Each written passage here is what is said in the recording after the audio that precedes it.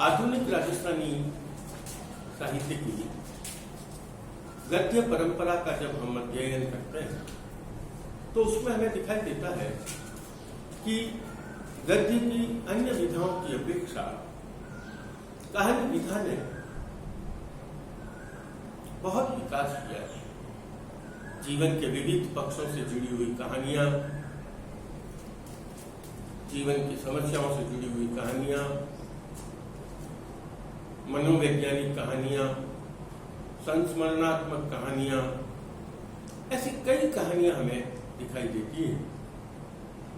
कहानी विकास परंपरा का प्रारंभ शिवचंद्र भरतिया ने किया। उनका प्रथम उपन्यास, प्रथम नाटक जितना चर्चित रहा उतना ही उनकी प्रसिद्धि प्राप्त की। उनकी पहली कहानी विश्रांत प्रवासी।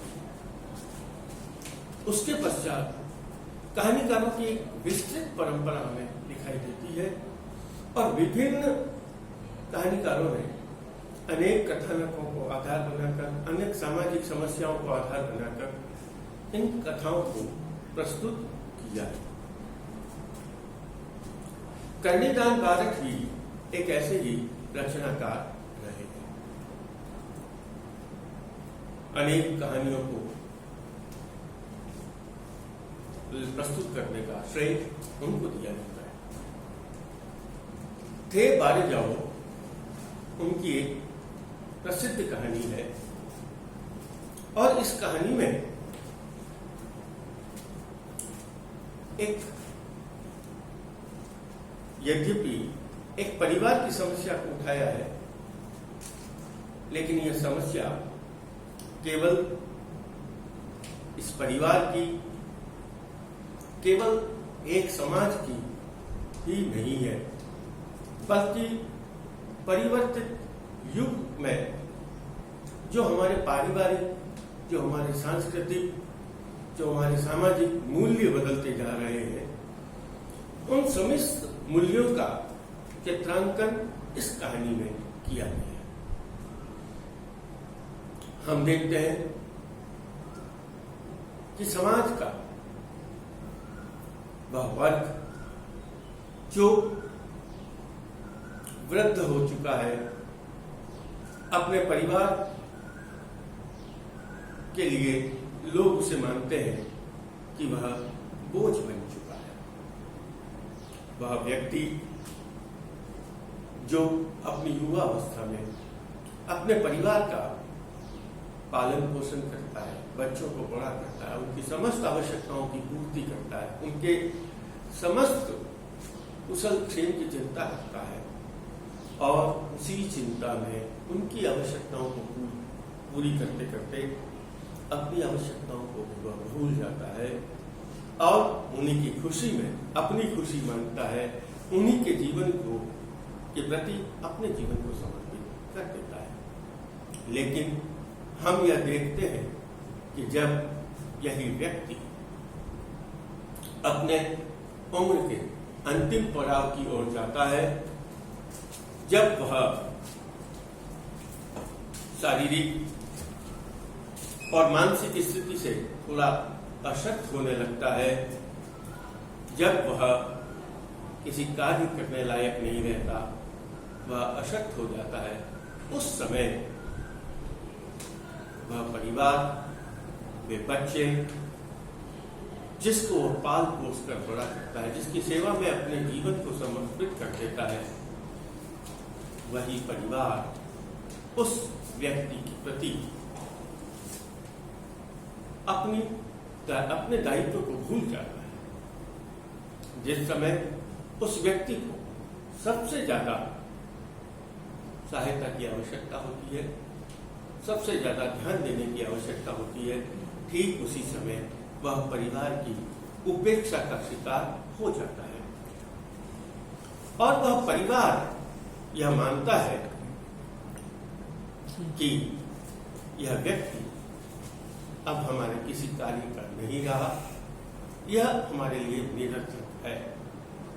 ऐसी अवस्था में जिस प्रकार किसी वस्तु का प्रयोग हम जब तक करते हैं जब तक वह हमारे लिए उपयोगी हो जाती है, उपयोगी रहती है, लेकिन जैसे ही वह हमारे लिए अनुपयोगी हो जाती है, जैसे ही उसका उपयोग हमारे लिए नहीं रहता, हम उसे निरर्थक समझकर अपने आवश्यकता से, अपने दैनिक जीवन से उससे अलग कर देते हैं और हम यह चाहते हैं कि यह वस्तु अलग हो जाए। ठीक ऐसा ही व्यक्ति के साथ भी किया जाता है। वह व्यक्ति जिसने अपने परिवार को, अपनी आवश्यकताओं को, अपनी इच्छाओं को समझ करके पाल पोस कर बड़ा किया, वही व्यक्ति जब अंतिम पड़ाव पर अपनी उम्र के आता है तब उसे निरर्थक, बेकार घोषित कर दिया जाता है और यह चाहते हैं उसके परिजन कि उसे परिवार से अलग कर दिया जाए।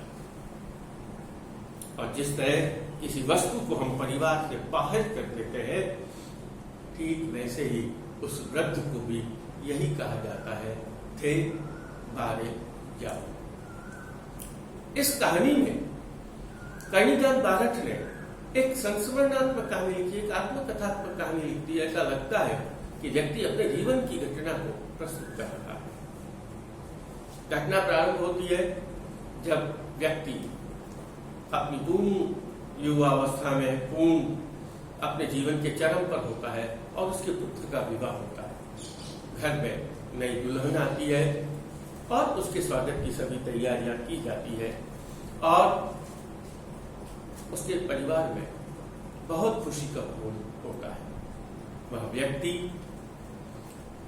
अपने घर में आई उस नई बीवनी को, पुत्र वधू को देखकर बहुत खुश होता है और ऐसा लगता है कि उसको जीवन में सभी कुछ आनंद मिल गया। वह जब पुत्र वधू को अपने घर में घूमते फिरते काम करते देखता है तो उसे हर्ष या आनंद का अनुभव होता है और वह हर समय यही चाहता है कि मैं इसी आनंद में रहूं, लेकिन उसके आनंद में थोड़ा सा विराम लगता है। वह व्यक्ति जिसने अपने घर को बनाया, जिसने घर की एक एक ईंट को तैयार किया, वही व्यक्ति जब घर में बैठा होता है, चौक में बैठा होता है, तब उसकी पत्नी उसे कहती है, घर में बहू घूम रही है, उसे आपके रहने से असुविधा होती है, इसलिए आप बाहर। उसकी एक लाइन थे बारे जाओ अथ बीगड़ी फिरे। जब उसकी पत्नी यह कहती है तब उसे लगा पहली बार कि मेरा उस चौक से, उस घर से हक हट गया। उसने कहा मैं बुरा नहीं था, मैं युवा ही था, कमी केवल इतनी थी, या जुड़ाव बात इसका हुआ था कि मेरे घर में पुत्र की शादी हो गई थी और उसकी बीननी आ गई। तब वह कहती है उसकी पत्नी, तुम यहाँ बूढ़े यहाँ बैठ कर क्या करते हो, तुम बाहर जाओ। और अब तक वो जो चौक में बैठा रहता था उसका चौक से हाथ हट गया और वह बाहर के कमरे में जाकर बैठ गया। और वहीं लेखक कहता है, वह जो पात्र है वो कहता है, मुझे उस दिन लगा कि मैं बुरा हो गया और वह उसका जीवन उसी कमरे में सिमट गया। वहीं वह बैठा रहता, वहीं उसके चाय पानी रोटी सभी की व्यवस्था कर दी गई। जब किसी चीज की आवश्यकता होती उसे किसी न किसी को बुलाना पड़ता। उसने कहा मैं युवा था, लेकिन अब क्या हुआ, परिवर्तन परिवार में हुआ, परिवार का विस्तार होने लगा और अब तक वह पुत्र वधू जो युवा थी, वह जिस अब तक जो शर्माती थी, अब तक जो अपने सास के आदेश को पालन करती थी, धीरे धीरे उसने अपने घर को अपने अधिकार में ले लिया। घर में परिवार में वृद्धि होने लगी और बच्चे भी हो गए और वह अब तक बहुत लाज से धीरे स्वर में बोलती थी। धीरे धीरे उसने वह लाज से भी छोड़ दी, घूंघट जो अब तक निकालती थी, धीरे धीरे वह घूंघट भी खत्म हो गया। अब तक जो धीरे स्वर में बात करती थी वह धीमा स्वर भी खत्म हो गया। अब तक जो गहनों की रुंझुन सुनाई देती थी वह रुंझुन भी समाप्त हो गई। उसकी जगह वह कर्कशता, उस स्वर में तीव्रता, क्रोध ले गया। अब तक जो हर बात अपने सास से पूछ कर करती थी, अब वह अपने निर्णय लेने लगी। उसने कहा मैं तो व्रत हो रहा था, बुरा बड़ा होता जा रहा था, मेरी घर वाली भी की भी उम्र बढ़ती जा रही थी, और अब तक जो शक्ति, जो घर की पूरी जिम्मेदारी मेरी पत्नी की थी, धीरे धीरे उस पुत्रवधू ने अपने हाथों में उस जिम्मेदारी को ले लिया। पहले जो सास को पूछकर काम करती थी, अब स्थिति यह हो गई कि वह सास अपने पुत्रवधू को पूछकर काम करती। हुआ यह कि जो बहू पहले जिस काम के लिए आज्ञा मांगती थी, अब सास उसी बात को आज्ञा मांगती। एक बार सास ने कहा मेरे पियर में किसी की शादी है, मैं जाना चाहूँ क्या? तब पुत्रवधू एकदम से मना कर देती है, कहाँ जाने की आवश्यकता है, आपके निकट के परिवार में कोई शादी नहीं है, फिर ये बच्चों को कौन संभालेगा, ये कौन करेगा, और वो अपनी समस्याओं को बताती है। और वह जो उस वृद्ध व्यक्ति, उसकी पत्नी वही है, लेकिन जब वही पुत्रवधू को जब अपने पीहर जाना है तब वह पूछती नहीं थी, केवल अपने सास को यह सूचित करती है मैं पीहर जा रही हूँ, बच्चे साथ चल रहे हैं, जानवरों को पानी पिला देना, रोटी बना लेना, हो सके तो भिगोना कर देना, नहीं तो छोड़ देना। इस तरह वह सूचना देकर चली जाती। धीरे धीरे बच्चे बड़े होने लगे, और उसने कहा जैसे जैसे बच्चे बड़े हो रहे थे, मैं भी बूढ़ा होता जा रहा था। मेरे उसी कमरे में सब कुछ जीवन चल रहा था, लेकिन बुढ़ापे ने मुझे घेर लिया। अब मेरी शक्ति भी कम होने लगी। मैं अब तक बाहर जाकर थूकता था, अब मैं कुछ भी नहीं कर रहा हूँ, वहीं बैठकर बीड़ी पीता हूँ, वहीं सब कुछ करता हूँ, और वहीं थूक भी देता था। अब उसने कहा मुझे खुद को भी अपने से थोड़ी सी घृणा होने लगी मेरी, लेकिन मेरे शरीर में हिम्मत नहीं थी। अब एक दिन मेरी पुत्रवधू ने यह कहा कि आप या बाप जी जो शब्द काम लेती है, इस कमरे में रहने के लायक नहीं, उन्होंने कमरे को बहुत गंदा कर दिया, इसलिए अब उनकी खाट बाहर के चबूतरे पर डाल। और उसकी आज्ञा के अनुसार मेरी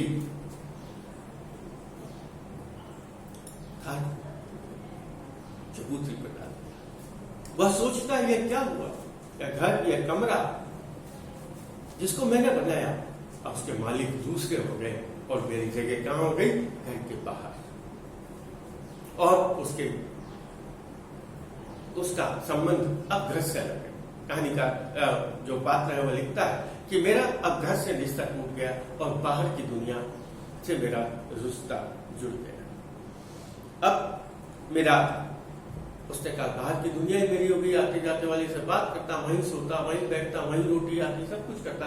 और उसने कहा मेरी घरवाली भी जो है उसकी भी अब स्थिति नहीं रही कि वो मेरी सेवा करे। और धीरे धीरे उसने कहा मेरा जीवन पूर्ण रूप से उस वृद्धावस्था में होकर आ गया। और वो कहता है कि अब तक मेरी आवाज को सभी लोग सुनते थे, पहले जब मैं आवाज देता था तो उसका असर होता था, लेकिन अब चाहे मैं कितनी भी आवाज करूं, कुछ भी दूं, और उसे कुछ भी सुना, कोई भी उसको सुनने वाला नहीं था। अब उसने कहा आप अब तक घर में जो भी खाना बनता था वो मेरी इच्छा के अनुसार, मेरी स्वाद के अनुसार, या मुझे पूछ के बनाया जाता था, लेकिन अब जो घर में जो बनता था मुझे वही खाना पड़ता था। उसने कहा दिन में सर्दी है तो मुझे छाछ राबड़ी चाहिए, शाम के समय दूध या दलिया चाहिए, लेकिन उसने कहा जो बनता वही मुझे, उसी बात को मुझे स्वीकार करना। जब और उसने कहा कि होता था कभी कभी जो खाना बनकर आया वो मुझे अच्छा लगता या नहीं लगता, लेकिन जो शब्द लिखे है उसने कि मुझे अपने शरीर का किराया देना था, मैं वह काम अवश्य कर। और उसने कहा इसके अलावा मेरे पास कोई इलाज भी कहानी अब अपने अंतिम पड़ाव की है। वो कहता एक दिन की बात है, मैं शाम होने लग गई, रात होने लग गई, लेकिन मुझे किसी ने भी आकर रोटी के लिए नहीं पूछा। वो कहता मैंने बहुत सी आवाज दी, लेकिन कोई भी मेरी आवाज को भी नहीं सुना। या कहता है वह कि मेरी आवाज को अनसुना कर दिया। अब उसने कहा मेरे पेट में भूख लगने लगी, लेकिन धीरे धीरे वो भूख भी कभी तीव्र हुई, लेकिन जब बहुत समय पश्चात खाना नहीं मिला, वो भूख भी धीरे धीरे दब गई और मैं सो गया। उसने कहा मुझे ऐसा पता लगा, बाद में पता चला कि गांव में एक रामलीला चल रही है, बच्चे उस रामलीला को देख गए। अब उसने कहा मैं थोड़ी देर बाद हुई, मेरी नींद खुल गई। अब भूखे आदमी को न नींद आए न कुछ और वो बेचैन से इधर होने लगा। अब उसने कहा समय का तो मुझे ज्ञान नहीं, लेकिन बहुत समय बीत गया, रात को 12 बजे होंगे, बच्चे आए और उसने बच्चों में से एक बच्चे को आवाज दी, घोटिया तू रोटी खाई रे? तो वो भी पूछता बाबा दादा तू रोटी खाई कि नहीं खाई? अब वह बच्चा जो अपने दादा से थोड़ा सा स्नेह रखता था, वह अंदर गया और अपनी मां को जगाता है और वह कहता है अरे दादा मैं तो भूल ही गया। और वह घोटिया अंदर जाता है, उसके साथ उसका भाई पूरण भी है, और वो जाकर अपनी मां को जगाते हैं और माँ दादा भूखो। अब उन बच्चों की माँ जो सोई हुई है वह एकदम बोलती है अरे मर जाना, मैंने काची नींद से उठाई दी, तेरो दियो टूटू। वह पढ़ाया जा, वो कहानीकार कह रहा है, लिख रहा है कि वो पढ़ाया जा रही थी, बकती जा रही थी और हुक्म दिए जाए। फिर उसने कहा देख हांडी थोड़ी खुरचन पड़ी होगी और एक पलिया दूध भी डालते, देख दे उस डोकरे को गिट लेगा। वह बुढ़ा आदमी जो इस घर का मालिक था, जिसने इस घर को बनाया था, वह अपनी उस पुत्र वधू की बात को सुना। लेकिन उसने कहा रात भी ठंडी थी, मेरी काया भी ठंडी थी, लेकिन मेरी पुत्र वधू की आवाज में गर्मी थी, उसके स्वभाव में गर्मी थी, उसके स्वभाव में तेजी थी, लेकिन मैं न बोल सकता था, न चल सकता था और न कुछ भी कर सकता था। लेकिन उसने कहा अभी तक भी कुछ नहीं हुआ, मैं सहन कर रहा था, लेकिन आखिर में जो उसने बात कही वो बात मेरे कलेजे में चुप गई और उसने कहा वह बात जिसे मैं सोच नहीं पा रहा था, वह बात उसने कही और वो कही। और उसने जो बात कही वह क्या थी? गांव रा सगला बूढ़ा बूढ़ी मर गया, आपा वाला बूढ़िया ने मौत ही को नहीं आवे, पतो नहीं ए गले का हाथ कद निकल से। और यही कहानी समाप्त हो जाती। कहानीकार यह कहना चाहता है, यह समझाना चाहता है कि समाज का वह वर्ग जिसे हम वृद्ध कहते हैं, वे लोग जो कि प्रारंभ से वृद्ध नहीं थे, जिन्होंने बचपन देखा, जिन्होंने युवा अवस्था देखी, जिन्होंने परिवार को पाल पोस कर बड़ा किया और आज अवस्था में जब वो कार्य नहीं कर सकते, कुछ कर नहीं सकते और जिस समय उनको सहायता की सेवा की सबसे ज्यादा आवश्यकता है, उस समय परिवार केवल उनको अपने से अलग ही नहीं करता, उनका अपमान ही नहीं करता, बल्कि उनके मरने की भी प्रतीक्षा करते हैं, लग जाता है और यह सोचता है यह समस्या जो हमारे ऊपर बनी हुई है, ये समस्या कब समाप्त होगी। यहाँ इस बात को समझाना चाहता है कि यह समस्या इतनी विकराल है, हम सब जानते हैं, युवा जो आज हुआ है कल उसे वृद्ध होगा और उसके साथ भी ऐसी स्थिति आएगी। लेकिन यह समाज जो विकृत मानसिकता है, वह मानसिकता कब निपटेगी? जब व्यक्ति को सबसे ज्यादा सहायता की आवश्यकता होती है, जब व्यक्ति को सबसे ज्यादा सहयोग की आवश्यकता होती है, तब यह समाज, यह परिवार उसे अपने आप से अलग कर देता है। इसी मानसिकता का या इसी एक समस्या की ओर इस कहानी का अपना विचार प्रस्तुत